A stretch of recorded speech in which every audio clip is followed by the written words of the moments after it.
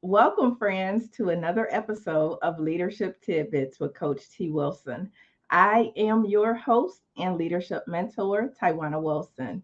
I am excited to have you here in our virtual learning laboratory for yet another amazing leadership and personal growth session. And like this week, we have another awesome mentor that's coming to us. For me, it's all the way from Los Angeles, California. But before I bring on our mentor, couple of announcements. Today was a new episode of Elaborate Topics podcast, so make sure that you check it out, especially if you are burnt out and overwhelmed. It's a great talk. You can find it on directimpactbroadcasting.com or your favorite podcast platform. You can also binge previous episodes of this show on your favorite podcast platform or Direct Impact Broadcasting. We have had several releases here within the past few days, so want to make sure that you get caught up on that. So come on in, make sure you drop it in the chat and let us know where you're coming in from. And share this broadcast out because sharing is what?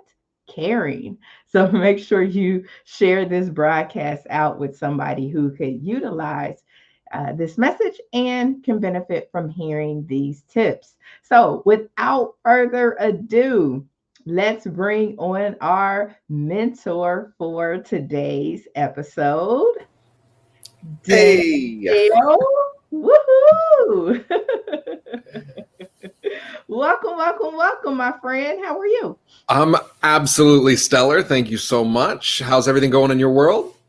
Everything is going well. It is well. This week is going awesome, and it is hot here in Ohio. So This is true. I actually just got off the phone with a friend in Ohio, like maybe 5 minutes before hopping on here. Okay, awesome. I'm sure your friend is awesome. Yeah, and also very warm. Yes. So, friends, let me introduce to you Dan Faill. Give a little bit about Dan, and he'll tell us a lot more. But I'm just giving you just a little bit, give you a taste of who you are getting some mentorship from here tonight. So Dan has worked over 15 years on college campuses. Dan blends his lived experiences and industry-proven research to craft engaging and relatable experiences that inspire us to be our authentic selves and to be brave enough to have conversations that matter. So I know, Dan, that you're gonna give us some more. So give us a little bit more. That was like a teaser. That was I know, like it's just a little morsel, right? It's like if you're baking, it's like you just get one chocolate chip, not the whole bag of chocolate chips. Again, yeah, and again, I'll just say thank you. So like Coach T, like you said, my name is Dan Faill. And so when you grow up with the last name Faill, and if you end up becoming a professional speaker and a consultant and a coach, and you don't talk about leadership and failure and everything that comes along with it, it is just a missed opportunity. Let's just be honest about that. I'm excited to just kind of share a little bit more about me and that failure journey, but then also kind of see where the conversation goes for imposter syndrome or really kind of whatever that might look like for y'all. But just a little bit more. Let's see some titles that I've had in my life. I'm a fraternity man. I am a college graduate. I am let me say another title I had was husband. Another title I currently have is ex-husband. I'm also a father. And a speaker. And like I said, there's so many facets to our lives that we talk about or that we don't talk about. And I think for me, at least, where I've seen a lot of success with connecting with people, but then also just creating better relationships has been through being authentic. And I found my authenticity and my voice through vulnerability. Now, why do I say that? I say that because vulnerability is, it's not easy for people. And it's also not easy for men to really kind of open up. And so I do a lot of work around college campuses around masculinity. I used to work with fraternities and sororities for the better part of a decade. And so knowing that we have a lot of not only work to do, but systems in place that need to be deconstructed. So what do I mean by that? I mean, a lot of the work that I do now outside of the leadership realm is also around some social justice, DEI work. And yes, for those watching or listening at some point, let me just say, I fit every category of privilege, the boxes of privilege, right? I'm a straight white male. And I think looking at that, where I continue to show up as a better version of myself is using whatever platform, using whatever abilities I have to not only lift up others, but really say that part of what we need to be doing, we meaning, white men, but we meaning humanity, is really just to show up. And that's kind of what you alluded to in that introduction with, I want us to be brave enough to have the conversations that matter. Because I think so often we throw away conversations. I think that we just completely have day to day, hey, how's it going? Oh, I'm good. All right, cool. And then we just don't ask anything else. Or if it's, hey, how's it going? I'm having a pretty hard day. Oh, you're having a hard day? I'm having a hard day. And then it becomes like a measuring contest of whose day is even worse. And no one wins at that point, right? Like you don't get a ribbon. There's no trophy for who's busier. And so I think being able to not only connect on a deeper level, what I like to call like the iceberg moments, those moments of just below the surface where things can really get deep, but showing up not only curious, but showing up as someone who cares, or at least is going to lead with curiosity in that aspect. And I think with the work that I do in the social justice DEI world, that's where I like to say, like, for us as humans, we need to show up and be curious. But for us, I'm going to acknowledge that I don't know it all. I will never know a lived experience of a person of color. I'll never know a lived experience of a woman, of a transgendered individual. I'll never know an experience outside of being a early 40s, almost said mid 40s, early 40s, straight white male. And I'm born in the South. I was born and raised in North Carolina. Now, what does that mean? That means we never talked about emotion. It means if you were having problems in your relationship, you didn't tell nobody about it. You're supposed to saddle up, pull your bootstraps, do whatever you can and fix it, right? And as men, I think too often we have almost been inundated with this.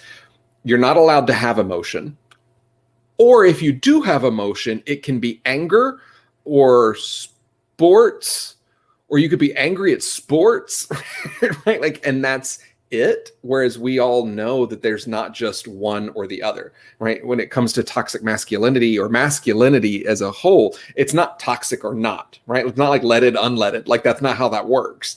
It's a spectrum of conversations. It's a spectrum of masculinity. It's a spectrum of identities. It's layered in so many different ways. And we often just stop. And as leaders, we can't just stop at the surface. We have to go below the surface, and we have to really look at what opportunities are not only in front of us, but behind us to learn from. And so I say all that with the realm of knowing that we can approach leadership of teams, of organizations, of families, of parenting, however you want to define leadership on your own. I think knowing that we're going to fail is important.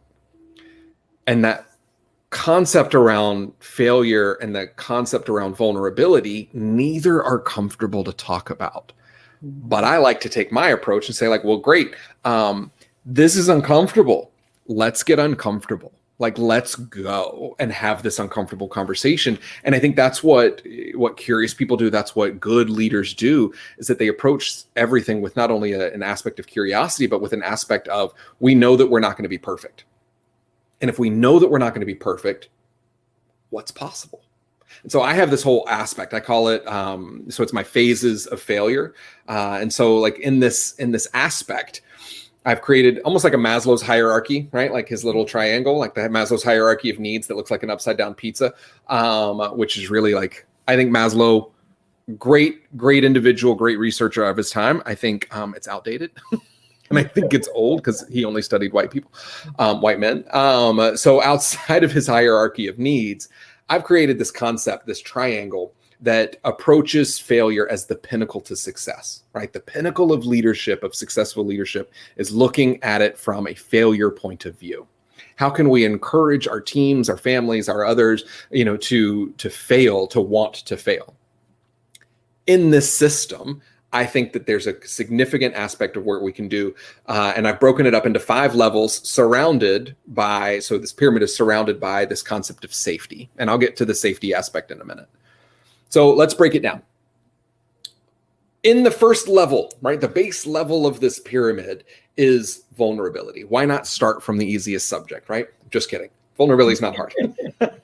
So, but like looking at vulnerability as the base, because I think once we acknowledge that we don't know it all, once we acknowledge that we don't have our stuff together, because that's my favorite thing to see on different profiles that I talk, it's like, I'm just looking like, I'm single. And so the whole dating piece of like, oh, well, I'm just looking for someone with their ish together. Boo-boo, ain't nobody got their ish together. Okay. So like, if we can be vulnerable and acknowledge that no one has their ish together, that's a good starting point. Mm-hmm. So let's start from vulnerability. I don't have all the answers. I am not sure. I'm not sure what I'm doing. I'm not sure that I should be a leader. I'm not sure why I got hired in this position. Whatever that vulnerability level is, start and openly say it. And even if that's saying it in the mirror, even if that's saying it and just recording yourself on your phone or whatever that might look like, being vulnerable opens us up to having better connections. Now, when you are vulnerable saying, I don't know it all, that's when you can actually start to progress through the next layers or phases of failure. So after vulnerability comes this concept of creativity. Now, where did this come from and why is it creativity? Think about when you're most creative, when those ideas come. So for those that are watching live right now, like when do you come up with some of your best ideas? Or if it's like brainstorm, I'm a millionaire, I just have to make it all happen. Because for me, it usually happens in one of 2 places. I'm either in the shower or bath, or I'm about to fall asleep. And in those 2 realms, what we are looking at is we're a little bored. We don't have our phones to keep us busy. We just are there with our thoughts and we're just kind of processing the day. Maybe we're thinking about tomorrow. Maybe we're thinking about a different conversation, or we're just letting our minds roam. Now, when we are bored, we start to get those creative ideas. I came up with this concept falling asleep, and I actually rolled over and had a little scratch pad of paper and was like, and I drew the triangle, I put failure at the top, and then I had safety around it, and then I filled in all the blanks later.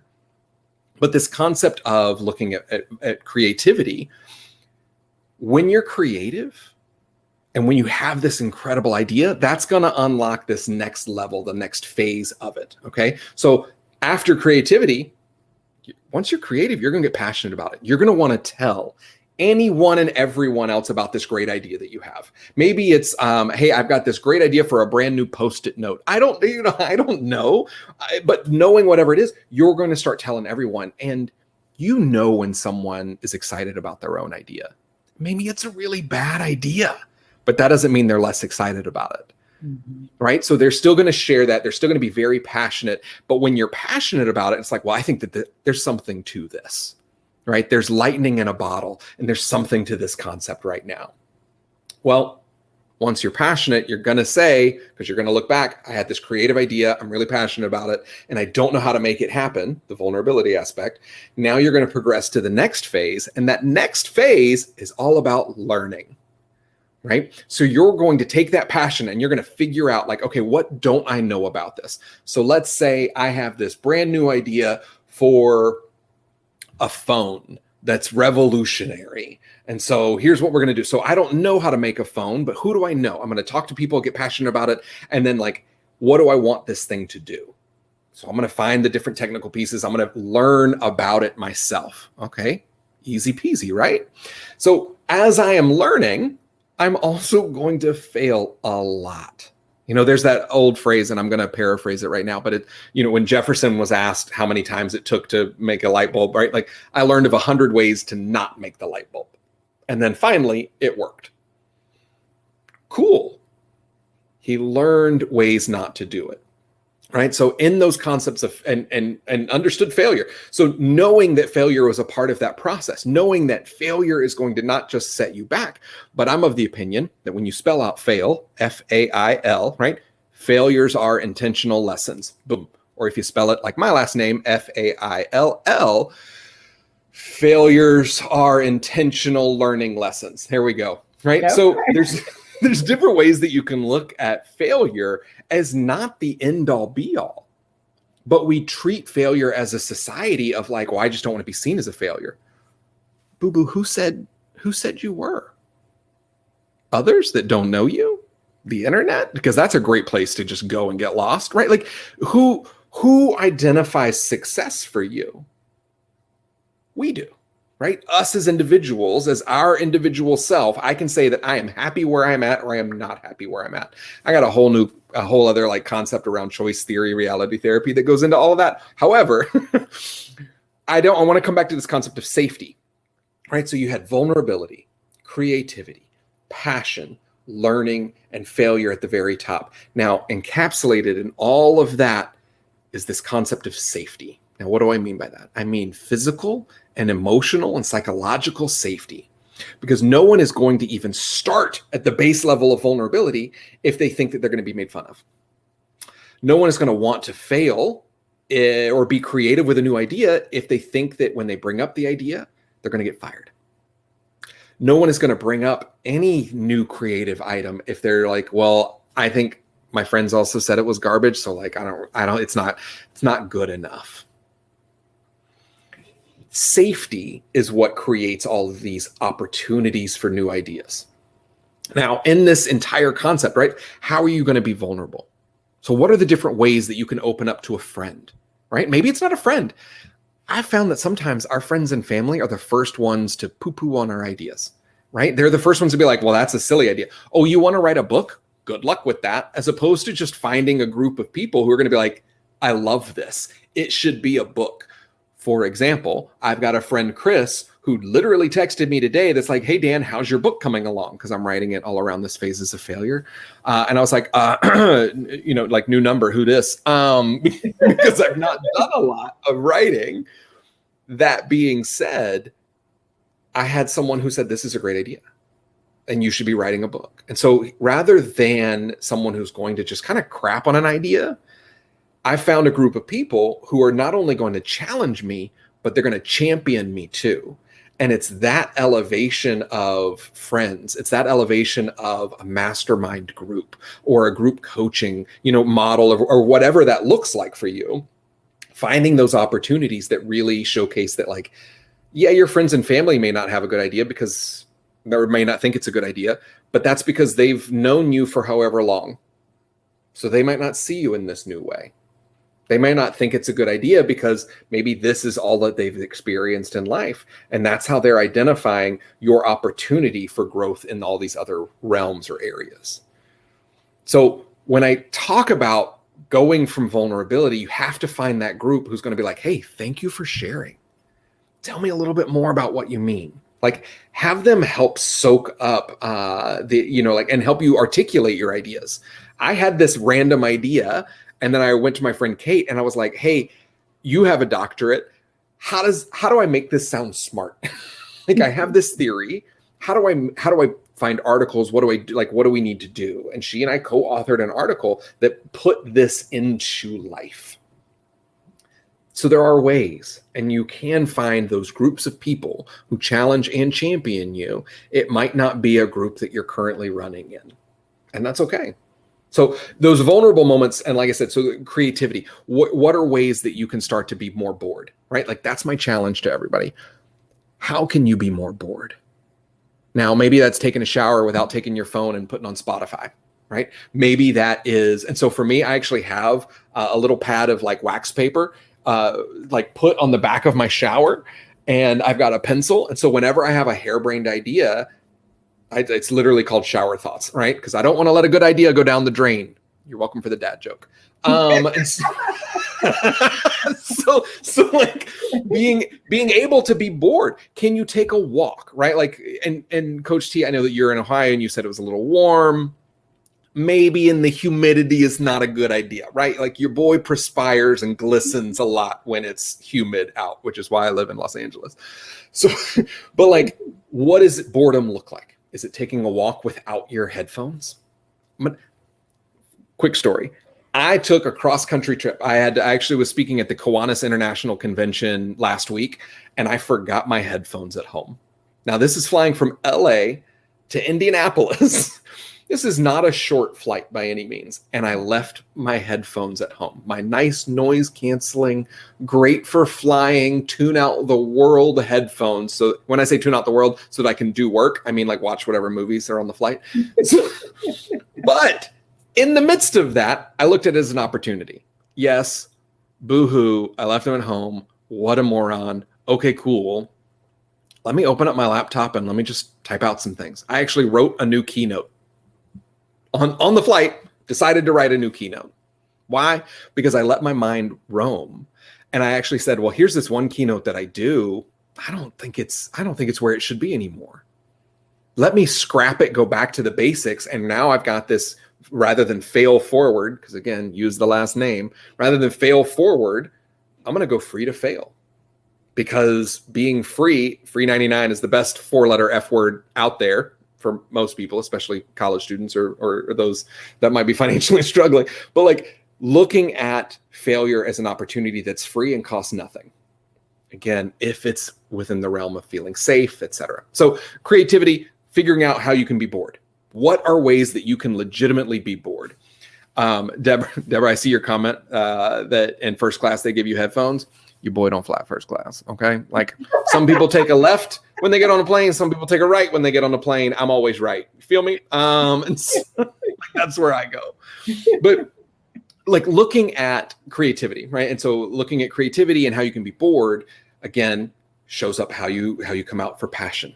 Now that passion, for me, who do you share it with, right? And I say this because, and like I already alluded to, there's a lot of people who are just going to crap on our ideas, and they're going to pull you down, right? But here's the people: it's the people that put you down, just pull you down to their level. I'll let you take that one for free, okay? Right? People who put you down are really just pulling you down to their level. So how do you level up? How do you go to that next piece of growth? I have a lot of friends. I have very few best friends. And I say that because a lot of my friends are all across the board. I've got college friends, high school friends. I got people I still talk to, and a lot of people I don't talk to, and some people that I've outgrown. That's okay, because I'm okay with growth. And I need to surround myself with people who are going to encourage me to grow rather than pull me back or hold me back. Now, in the midst of that passion and sharing it, you're going to know who's a champion for you real quick. I'm okay with those people who are going to be like, okay, but what about this? And what about this logistic? And what about this one? Because they're not nitpicking your idea to say it's bad. They almost want to see it succeed to make sure that you've thought through it all. Now, when it's a brand new idea, you're like, I don't really know, but like, I've got to decide. I'm excited about it. You'll take those and you'll start to learn, and you'll start to create those environments to learn and grow. So again, finding those different opportunities can be incredibly important. I think what stops us as leaders, as teams, and to shift from kind of like this failure concept to a mindset imposter syndrome piece, what stops us is literally like what's between here, right? Or really between our ears, between here. We let 1 foot, 12 inches of space, depending on how big your head is, we let that space dictate our life. We let it dictate a lot of our choices. We let it dictate how we show up. We let it dictate us taking chances or not. There's so many ways that we talk ourselves out of opportunities. Now, I say this. I'll do a quick exercise, quick example. So for anyone that's watching live, or for anyone at home that's maybe viewing it later, here's what I want you to do. Spell the word believe. So, all right, we're going to do a spelling bee real quick. So spell the word believe. And if you want to put it in the chat, feel free to do that real quick. Believe. Right? I believe in miracles. Right? Right? Okay. All right, Coach T. All right, we got it. We got some things here. Okay. All right. BELIEVE. Now let's dissect that word a little bit. Because in the middle of the word believe is the word lie. In the middle of the word believe is the word lie. So what are those lies that you've ended up believing? Now, for me, I don't know about y'all, but for me growing up for the longest time, I used to tell myself that I'm fine. I'm fine. Right? Like, oh, how's everything going? I'm fine. Dan, you look a little stressed. I'm fine. Just busy, right? Just a little stressed, but I'm fine. And I think in the midst of all of those realms, in the midst of the area, I thought that I was fine, but I needed to work on myself a lot. I was not fine. I was defeated. I was not well. And I'll use another example. Over the course of 2020, right? I gave a keynote on stage, crushed it. It was up in Santa Barbara. It was March 7th, 2020. Well, the world came to a stop about a week later with the global pandemic. And when you're a public speaker and all of a sudden you watch every contract that you have for the rest of the year go away, I'll be honest with y'all. I'm going to be vulnerable with y'all. I curled up in fetal position for the better part of 2020. Okay. To be a public speaker with no public, I questioned everything. I questioned my purpose. I questioned am I on the right track? What am I doing? I'm an entrepreneur and I just left my full-time job a year ago. What in the world is wrong with me? Right? I was not happy with the agency that I was represented by. Am I good enough? What am I doing? And so in the midst of all of that, I started to believe that maybe I'm not good enough. That maybe, right, like I'm really busy every day writing stuff and trying to do things and be a dad and like all that, but I feel busy, not productive. And there's a difference there, right? And so for me, I didn't want to get off the couch. I basically caught up on Netflix, right? That's where I was. I went to therapy weekly. So quick shout out, therapy rocks. Highly recommend. And in those moments, I started to realize that, oh, I have a lot of opportunities. I have a lot of ways that I can still give back and I can still impact people, right? Because it's not like FaceTime and Zoom was a brand new invention. That stuff's been around for a while. So I have good opportunities and I had good friends that continued to help build me up a little bit. But there was still that little voice that was just like, I think there's some limits to what you can do, Dan. You've only got significant, like some limits that you can't get past. Let's do another activity for those playing along at home, okay? Let's do this. If you're able to and or want to, raise your hand as high as you can, right? Like as high as you can, raise your hand as high as you can. So Coach T, because I can see you right now, if you're willing to participate, I kind of hope that you do. Otherwise, this is awkward. Raise your hand or hands as high as you can, right? However you want to do it, perfect. Okay, but Coach T, I said as high as you can. But Coach T, stop playing. Coach T, I said as high as you can. You're still sitting down, right? I do this activity all the time with audiences. And here's the thing. Very rarely will that smart aleck in the back stand up on a chair. And then they're like, I got my hand as high as I can, Dan. I'm like, yes. All limitations are self-imposed, right? Ernest Holmes, I think, is who said that. All limitations are self-imposed. So when we think about, well, am I good enough? Yes, you're good enough. When you think about like, oh gosh, am I going to get called out for being a fraud in this job? Like I've been hired, and is this what I should be doing? I don't know. You got hired. So someone somewhere thought you could do the job, knew you could do the job, which is how you got the job. So that doubt that's creeping in, it's called imposter syndrome. Now, fun fact about imposter syndrome, there's no such thing. I got a friend of mine who's a mental health speaker, and he and I joke about it all the time, that imposter syndrome it's not a diagnosable syndrome. It actually shows up nowhere in like the Rolodex of different things that you can get diagnosed with. Imposter syndrome is a collection of feelings. Now, what do I mean by that? I mean, it's going to show up in different ways. It's a feeling of fear. It's a feeling of inadequacy. It's a feeling of nervousness, of anxiety. It's going to show up different for me than it is for Coach T, than it is for Diane here in the chat, than it is for Deborah, than it is for anyone. So it's a collection of different feelings, all of which are somehow centered around the feeling of us not being enough.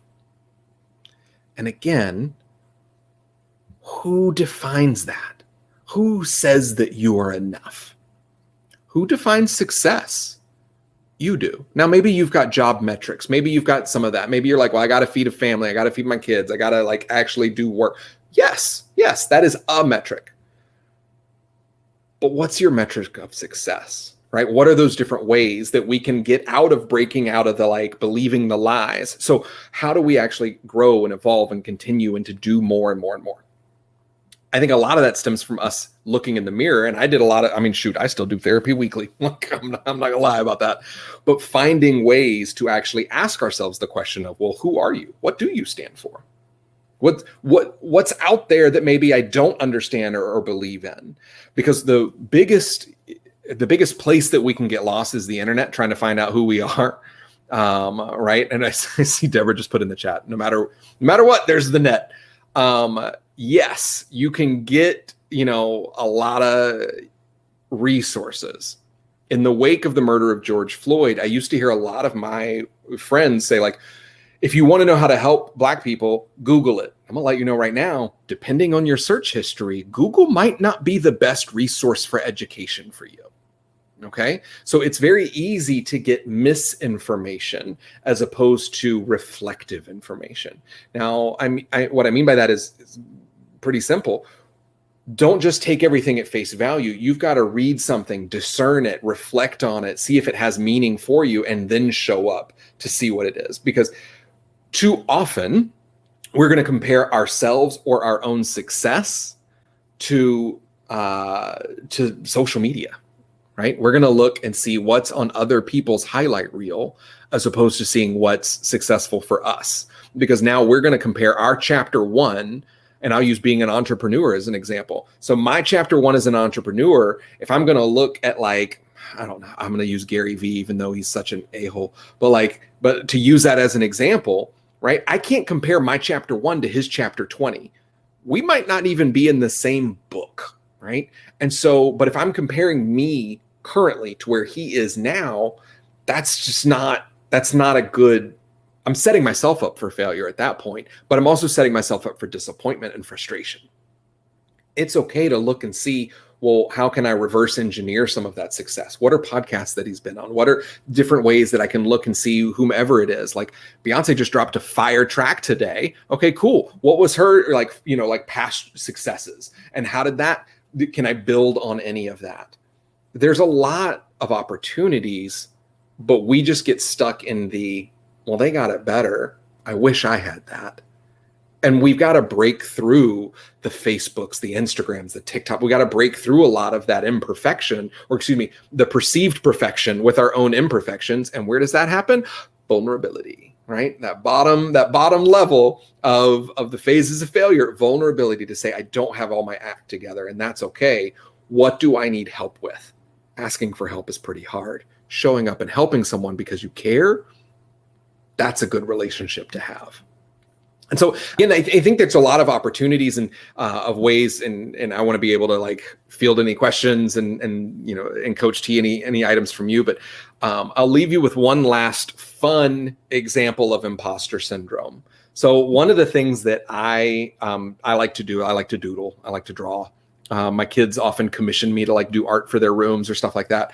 But I've started to do different little pieces of artwork, and I've got them all here next to my desk.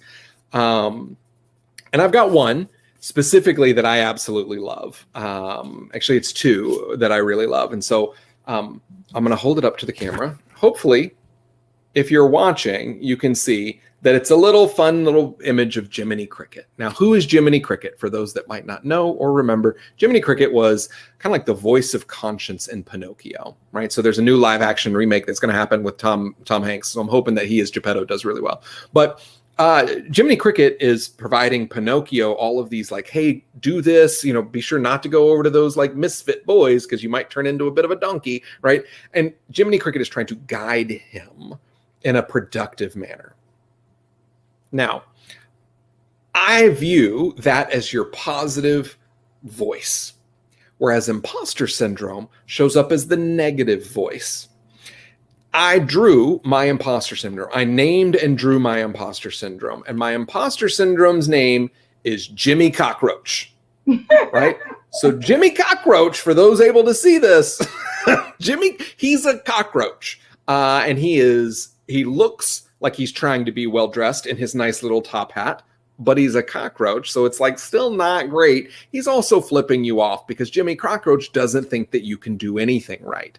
Now, I don't know why, but when Jimmy Cockroach shows up for me, he kind of sounds like a 70-year-old smoker from Jersey. No offense to my Jersey friends, but I don't know why, but he just kind of shows up and he's like, I don't know why you're going to do this. Like, you can't do it. Why are you even trying? Like, forget about it. Don't even do it. So, and I don't even know if that's a good Jersey accent or not. Let's be honest. But like Jimmy Cockroach shows up and just like you're laughing, Coach T, that for me is how I hear it. So when I hear the self-doubt, when I hear the like, well, you can't do that, I then try to reframe it in Jimmy Cockroach's voice, and I hear him and see him and laugh because it is ridiculous.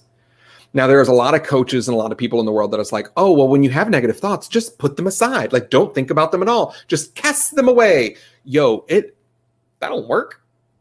It doesn't work. If I tell you not to think about pink elephants, there's a good chance most of you just thought about pink elephants, right? So if I tell you to stop focusing on the negative, you're just calling into that negative. Now, what you can do, and this is the best advice I heard, is put it in the passenger seat, right? So I'm driving and I have this weird, random, not good thought. I'm going to acknowledge it, okay? Got this negative thought. Tell you what, hop in the back seat, right? I'm going to listen to it. I'm going to acknowledge it. I'm just not going to let it drive the car anymore.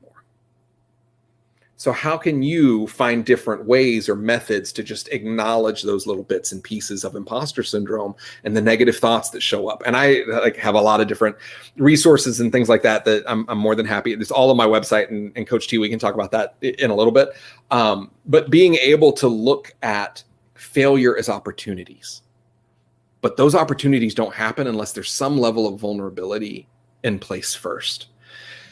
In the midst of wanting to fail, in the midst of being vulnerable, in the midst of being creative or passionate or wanting to learn, we're going to have that negative voice pop up. We're going to have that concept of imposter syndrome show up. Now, there was a study done, I think at this point, it's probably 3 years old, from Psychology Today. Ooh, I forget the actual resource right now. But it said that 70% of people in the US have imposter syndrome at some point in their life. I think we have all had it. We just didn't know the name of it. So I'm of the opinion that everyone has had some form of imposter syndrome. Again, it's not diagnosable, but it is a series of feelings or a grouping of different feelings that can show up. So knowing that you're not alone in feeling inadequate, knowing that you're not alone worried about failure, knowing that you're not alone figuring out what can happen now is a really cool place to start. Because here's what this is going to feel like. And again, for those that want to participate, for those watching right now, I'm going to give you one last activity to try. So Coach T, because I can see you, I'm going to make you do this with me. Again, if you want, it's a challenge by choice activity, but I hope that you'll go along with me. I want you to cross your arms, right? Kind of like cross your arms like you're in a meeting that could have been an email. You all know what I'm talking about, right? So crossing your arms, great, perfect. Take a look, okay? Now here's what I want you to do. I want you to uncross them, shake them out a little bit. Cool. Now cross them the other way. I bet some of you are like, have never questioned your right from your left like you have just now, okay? So Coach T, how does that feel? To have your arms crossed the other way, how does that feel? It feels a lot different. I mean, it feels more, I don't know, more free, really. The other way, I feel like, yeah, why am I here? And this way, I feel more like, wait a minute. Like that's a whole new take. I love this. Yes, Coach T. Okay, so like, let's use that. So one way, it's very shut off. It is the very standard because we've always done it that way, right? And so if we've always done it this way, now you've done it and it feels a little different, it feels a little interesting, it feels a little freeing because it is different. Mm-hmm. I asked you to do the same thing. I said, cross your arms. Now cross them again. Just do it a little bit differently. So I asked you to do the same thing. And this is what believing in yourself looks like and feels like. It's the same thing. It's just going to feel a little bit different. This is what trying to fail looks like. It's going to feel a little bit awkward. It's going to feel a little bit different. It might feel a little bit unnatural, right? These are the different ways that we need to start showing up. We need to start getting a little bit more uncomfortable. Think about all the different patterns that you do, right? Think about everything. Which side of your mouth do you start brushing your teeth on, right? Which, when you use your toothbrush, do you put water in it and then toothpaste, or do you put toothpaste and then water? Are you like, why are you doing water, right? So like, what are those different pieces that we do? And so I'm challenging you all, when it's leadership, when it's failure, vulnerability, imposter syndrome, believing in yourself, show up this week 3% better than you did last week. 3% is nothing, right? My type A personalities are like, did you mean 30 and you said 3? That's adorable, right? In the South, we would say that, bless your heart, right? So like looking at how we show up. Maybe it's not this week. Maybe it's this month. Show up 3%, believing in yourself 3% better. Because 3% becomes 6%, becomes 12%, becomes 24%, becomes 48, then becomes math at 96, right? So like knowing that you can continually improve, and it has an exponential effect because you can hack your brain to believe in yourself a little bit more. You can say, I had a really busy day, or you could say, I was really productive today. Right? I coach people on how to be speakers all the time. And they're like, oh my gosh, I'm so nervous. I'm so anxious. No, you're not nervous. You're excited because your brain doesn't know any different. So you can trick your brain into believing different things. And again, are you going to believe that you're going to have a good day? Or are you going to believe that you have a stressful day? Because you wake up ready to have that feeling. I used to go to bed dreading the next day because I'm one of those people that I'll take my phone and I'll move a meeting to the next day. Or I'm not a meeting, excuse me. I'll move like a task to the next day. I'm like, I'm not going to do it today. I'll move it to tomorrow. And then when I'm going to bed, I'm like, why do I have all this stuff to do? And I'm a horrible person and I didn't do any of it. That's not the thing. The thing is, I started to make a list of what I would, daily accomplishments before going to bed. My daily wins list. And I actually have it. I update it as often as I remember to. Daily wins. So that way I go to bed feeling accomplished and I wake up ready to have more wins. So again, maybe it's a question of busy versus productive. Maybe it's a question of understanding where failure can be a part of your journey. But there's a lot of different opportunities that we could take advantage of. We just have to look for them a little bit differently. I love that. I think it's very important for us to talk about failure. I know when I'm mentoring young people, a lot of times they see your journey today. They don't necessarily see the steps of what it took to get to that point. And so then it's like, I can't fail. I can't, I have to just do what you did. Yeah. Right. Like there's no perfect book out there. And, and I see a lot of people that are like, 10x your income. And again, I'm in the coaches consulting speaking realm, and I see a lot of people that are like 10x your income and make $100,000 in a year speaking. It's like, you're not going to come out of the gate doing that. Like, I need people to understand, and that's not to like poo-poo on your idea. It's literally to say like, let's be practical. Let's set you up for success. Yes. Let me give you skills. Yes. Let me give you some tips and tricks of ways to get ahead. Yes. But I don't like people who empty promise. And I think that's how a lot of people are sold, is that I can help you 10x your customer sales. But if you're not getting through to people, and if change isn't starting at the top, then are we really just setting up the company for frustration? And so there's just a lot of different ways that I think we could do a better job coaching up, coaching down, coaching out, but then really viewing leadership and failure and vulnerability as cornerstones of any experience, especially what I would say like a corporate or just anyone who's leading a team. How are you creating, number one, the safety, but number two, those different levels for people to continue to progress through? Right. Yeah, I think that's key. So we do have a few people that tuned in, and so want to make sure that I recognize them because I appreciate them watching the show. So Camille, she was watching. Not sure where you're at, but thank you for tuning in. Miss Diane, she's here in Cincinnati, Ohio, so she tuned in and wanted to say hey as well. And then Deborah, she tuned in and she had a lot of discussion in the chat. So, Deborah, thank you so much for landing on this show. And this was one of the comments that she mentioned earlier when you first started, and you were just talking, you were talking about DE and I. And so she was saying, true, she noticed the intersectionality of opening up between cultures and ethnic backgrounds. Yeah. And from her experience in healthcare, isolation of non-whites opening up to be vulnerable with Black African Americans and Africans in healthcare. And then we had some additional discussion. Camille, she said she loves when people know how busy you are, and then they proceed to say they are so busy. So that was one of the things that you talked about earlier as well. So a lot of great discussion, and Camille says she's from New York. Hey, sorry if I butchered an accent. I can do Southern really well. Everything else is just dialect. And then Deborah, as you were talking about, I forget what you were talking about, but she said, my A&P profession did this and I'm still trying to work both sides of my brain, basically around the thinking. You can choose to be anxious or you can choose to be excited. You could choose to be positive or you could choose to have an overwhelmed and stressed out day. So yeah.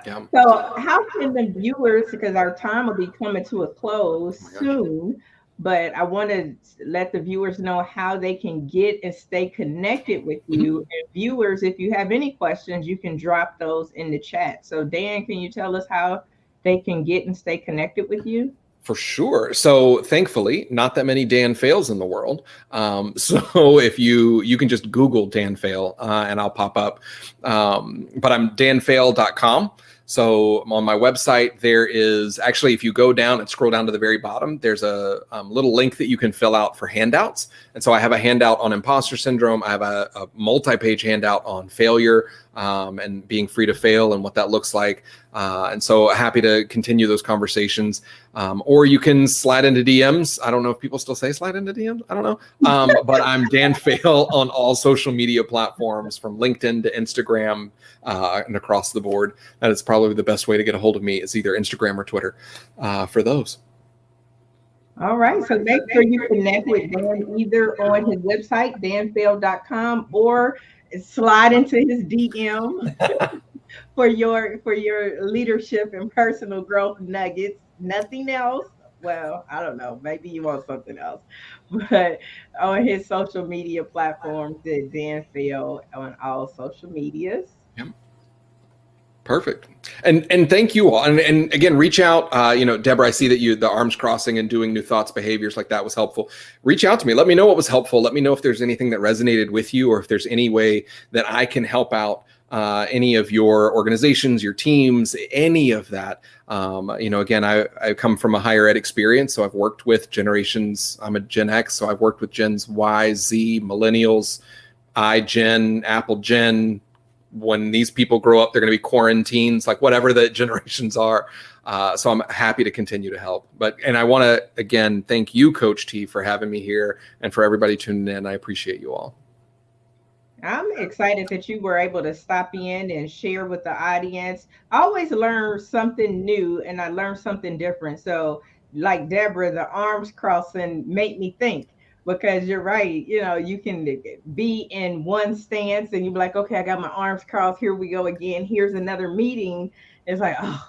But then when I crossed them the other way, I did have a totally different feeling. And so if I carry just that one nugget, although you gave several awesome nuggets, but if I gave just that one and implemented and applied, I think it will change the trajectory of my life. So thank you so much for just sharing those nuggets of that being vulnerable, of that being creative and getting still too. And sometimes we get so busy with life that we forget to get back to the basics. Exactly. So, yeah, so this was an awesome talk. Camille said a lot of your talk resonated with her, so I'm sure she'll be able to take that to her teams. And I'm sure you're in healthcare, I think, Camille, so she'll be able to share that with her teams in healthcare. And then Deborah said, thank you so much. So she's in healthcare as well. And Miss Diane is an entrepreneur, but she also works with young girls Hey, MSW. Okay. Yep. in our elementary and middle school. So she said, you were very helpful as well. So, in our last few minutes together, does anybody have any final questions? And if not, Dan, what is that one tidbit that you would like to leave the listeners and viewers with that they can implement right away? Because I'm a strong believer that you can get a lot of content, but I want you to get some action. And sometimes when you hear so much, you do nothing. So, what would be that one tidbit that you leave the God, I love and hate this question at the same time. You're asking as someone who does 60 to 75-minute keynotes to give one thing. I guess my challenge to you all, and I alluded to it, is what will you shift or change to be 3% better in whatever time frame makes sense for you this week, this month, this quarter, this year? How can you show up differently in that 3% and make a commitment to do so? And will you make that commitment to a colleague? Will you make it to a family member? Will you post it on social media to hold others accountable so that they can hold you accountable and that you can help start a movement? How will you additionally move forward to be 3% better? And either that's 3% of more of a failure, 3% more of addressing that imposter syndrome, 3% more of just being more present or more bored and finding those ways that you can actually show up and be better. Well, all right. You all heard it. It only takes 3%. Start with the 3% and get accountability from there. I like it. I'm gonna get with my accountability partners and start shifting that 3%. There you go. Well, thank you, Dan, so much for coming and sharing with the audience. This was awesome. And I really appreciate you taking your time and sharing your wisdom with us. Happy to help. Thanks so much for having me. Thank you, viewers, for tuning in to this week's episode of Leadership Tidbits. I hope you were able to get at least one nugget, but I know you walked away with a sheet full of all kind of nuggets that you're going to apply and move the needle, even if it's 3%, moving that 3% this week and next week more, and the next week more and more and more. So thank you for tuning in. We'll be back next week, same time, same channel, with another amazing mentor. Share this broadcast out. And until we meet again, my friends, I hope you have an amazing week.